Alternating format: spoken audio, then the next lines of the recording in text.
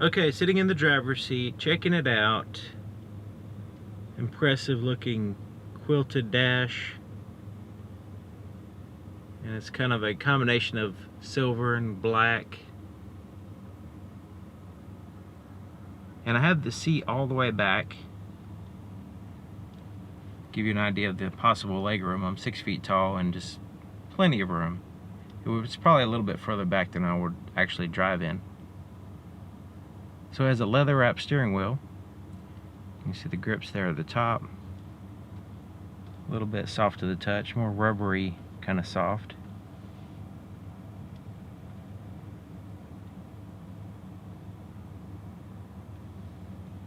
Okay, so let's start here with the cruise control.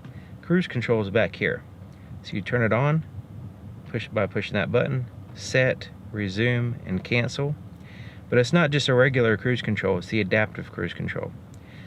So you have your lane departure alert system here and your adaptive cruise control. The distance between you and the vehicle in front of you can be controlled here.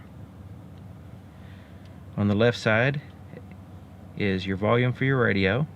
Change through your audio tracks or whatever you happen to be listening to. Audio source, your mode. Voice recognition to make calls. And then there's answer and hang up for your Bluetooth. On the right side over here, these correspond with a screen between the gauges, which we'll get to in just a minute. Windshield wiper controls are here on the right side. On the left side is your turn signal with your headlight controls. Now you can turn your daytime running lights off.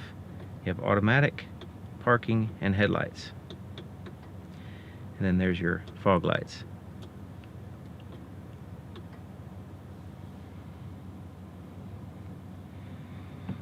Okay, so here's your gauges. Black background, white lettering. It's easy to focus on, it's easy to see. Now you have your brightness for your gauges here. You just push that button and it cycles through. Like so. And then you have a reset your trip over here on the right side. So your big dials, on the left side is your RPMs, on the right side is your speedometer, and the inside portion has your fuel gauge, your voltage, battery voltage. There's your oil pressure and engine temperature. Here in the center portion is a screen, so you can get quite a bit of information there. So using these buttons here on the right side, so right now it's showing the outside temperature at the top, digital speedometer, what gear you're in, and the odometer at the bottom, as well as your cruise control and your lane departure alerts, showing that those are on. You see these icons here. You also see that bar on the right side. So if I scroll down, so now the digital speedometer goes away because this is part of a menu system. So we're in this first icon, that I right there, information. So as I scroll through, you got a blank screen, fuel economy, trip, distance and time, and then you have your range. Basically the range here is saying refuel because we are very low on fuel and it's going to the gas station in a minute, but it would actually show a number there. Scrolling to the right, digital compass. Scrolling to the right again, this is basically what your radio is doing right now. The radio is turned off. If I turn it on, it'll show what radio and what's playing. Scrolling to the right, this is your adaptive cruise control, and it shows your distance bars as well as your lane departure alert system. Scrolling to the right again, letting you know about the lane departure alert system. It's just messages right here. And then your settings, you can go in and adjust things, turn things on and off. Scroll to the right again and takes you back to the original icon here at the top with your visual speedometer.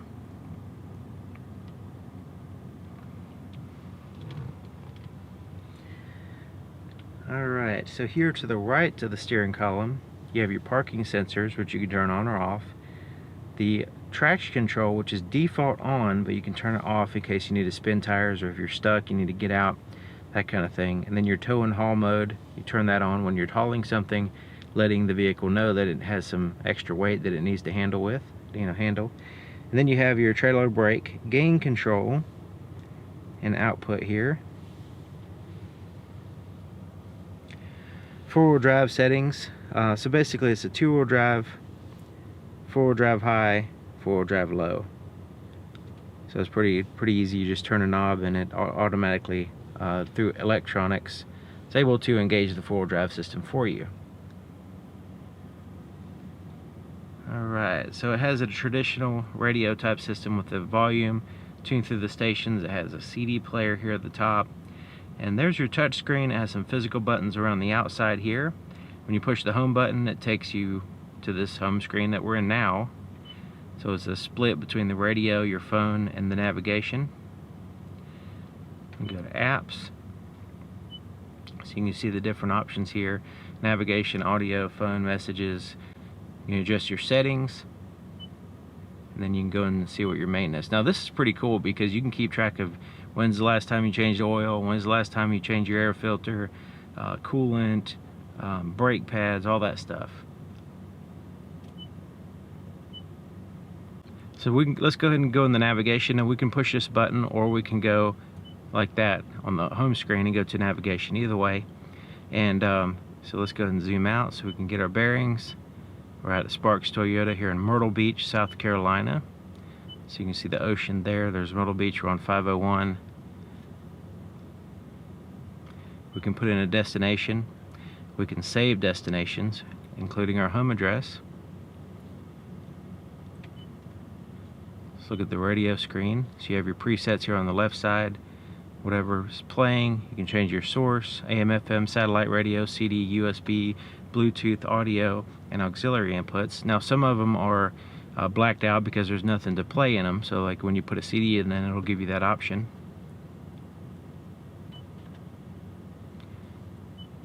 You see your fuel economy. You can set up different options here, and you can get traffic and weather as well.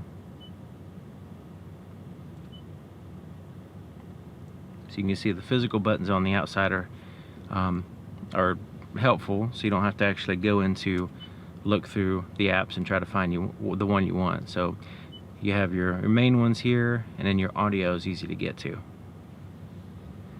Four-way flashers are here. So your climate control, it has a dual zone, driver and passenger. Temperature's there. Has a digital screen showing you what's going on. You also have your ventilated and heated seat controls here. So it's a 3-stage, high, medium, and low for the ventilation and heat. You have automatic. You can sync both the drivers and passengers here. There's your fan speed, front and rear defrosters. Where you want the air to blow is your mode. You can see a little visual representation here as you cycle through.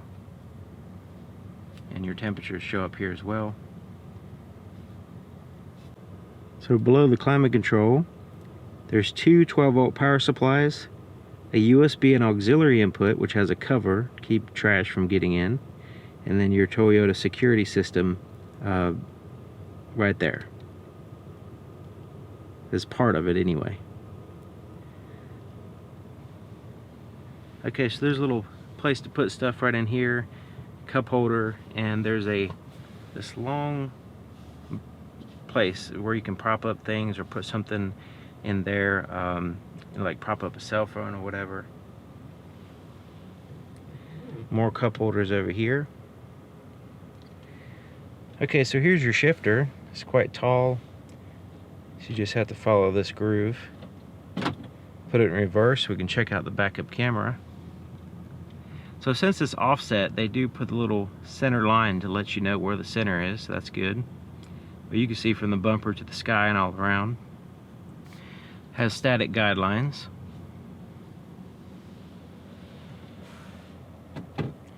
Neutral, drive. And then you have like this standard mode here, which you can limit your high gear ratio. This is good for downshifting.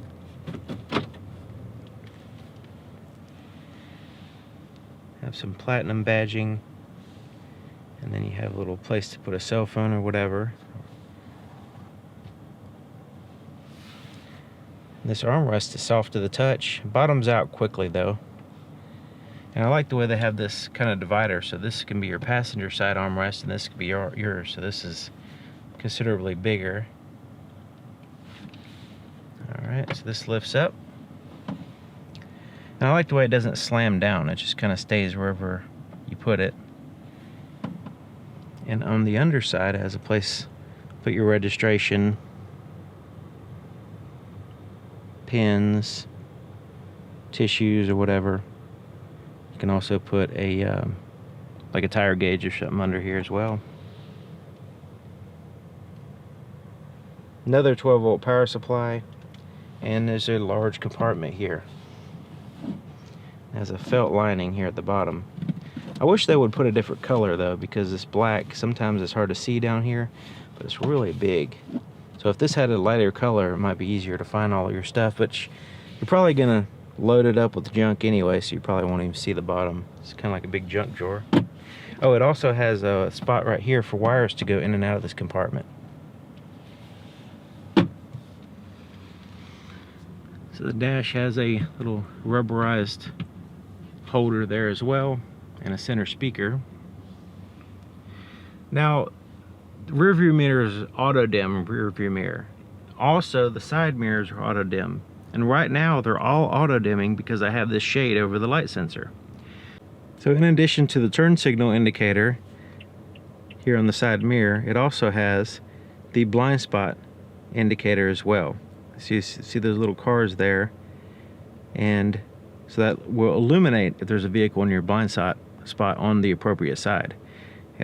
These are also heated side mirrors. When you turn on your rear defrost, it'll also turn on your heated side mirrors as well. On the bottom of the rear view mirror has a button so you can turn off your auto dimming feature. You also have your home link garage door opener controls.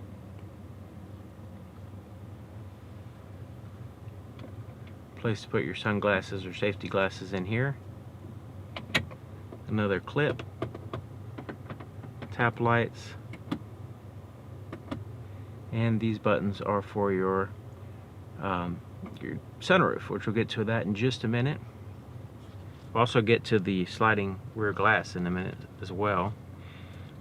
So the visor has mirror and lights. It also slides. And has a clip on the other side as well. Lots of clips. Okay, so the sunroof has a shade that blocks 100% of the light. So that way, if you don't want any light coming in, which is I like the fact that it has that. You open it up, you can slide it back.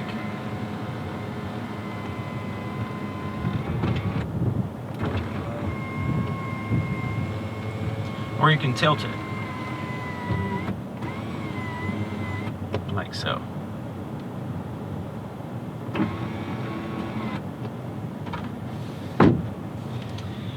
Okay, so let's look at the visibility in the back. And while we're back there, we're going to check out the power glass. Check it out. The whole glass goes up and down.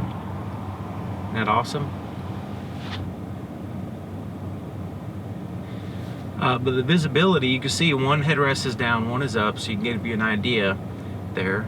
But plenty of visibility. You have large windows back here, and you do have some slight pillars, but not a big deal.